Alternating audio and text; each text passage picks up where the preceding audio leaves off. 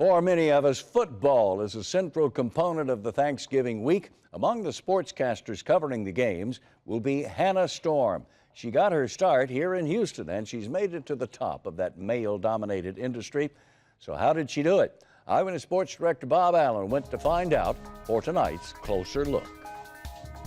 Following that 1-3 start, Hannah Storm is the most accomplished and successful female sportscaster ever. Her resume, jaw-dropping. I was in Charlotte for a year, and then I went to CNN Sports for 3 years, which at the time was really competitive with ESPN.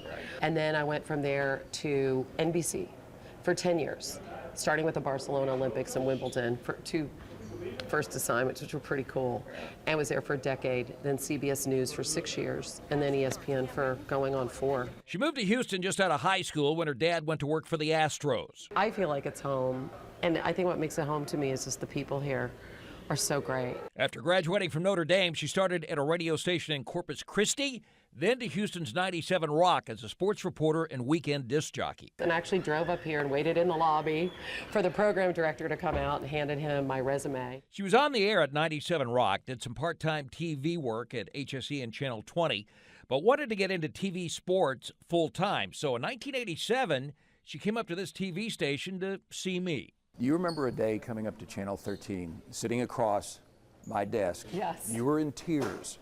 Yeah. You said you wanted to get into television and you wanted to stay in Houston. So you had given me a great piece of advice, and you said, go somewhere and get on television full time, like wherever it is. So lo and behold, I did that. Tony Romo, his week 1 dissected and discussed.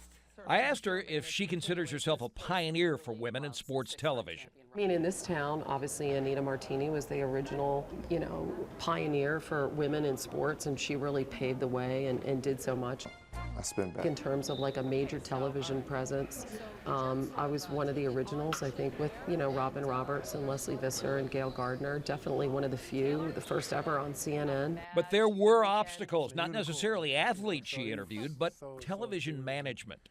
Station managers who would say things like, I wouldn't hire a woman over my dead body. Our audience isn't ready for a woman. Good Monday morning, everybody. Welcome to another live edition of Sports Center. Alongside I asked her about some women in sports TV who are there not necessarily for their talent, but their good looks. My feeling about appearance is maybe more complicated than most because I grew up with a birthmark under this eye that was very disfiguring.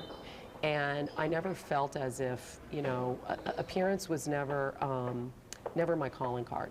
You know what I mean? I always felt like it was almost something that I had to overcome the way I looked.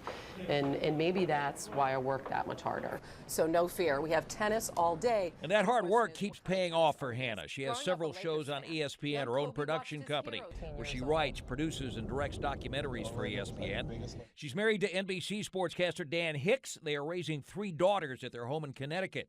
And with their schedules, that's not easy. They always have a parent there, and so for us, that was sort of the main thing that we've really vowed to never have both of us be gone. And this is when her little brother was born. She was feeding him. Hannah gets back to Houston often to visit her mom, also named Hannah. This was pretty much everything in Houston. She got out her daughter's photos and clippings to show me from a great career. She's a hard worker, very smart, got a great memory, meets people well, and she keeps on pushing. Back on Sunday Sports Center. At age 50, Hannah does keep pushing and succeeding and still leading the way for others. I work alongside a lot of those young women who say that I was their inspiration, and I love that.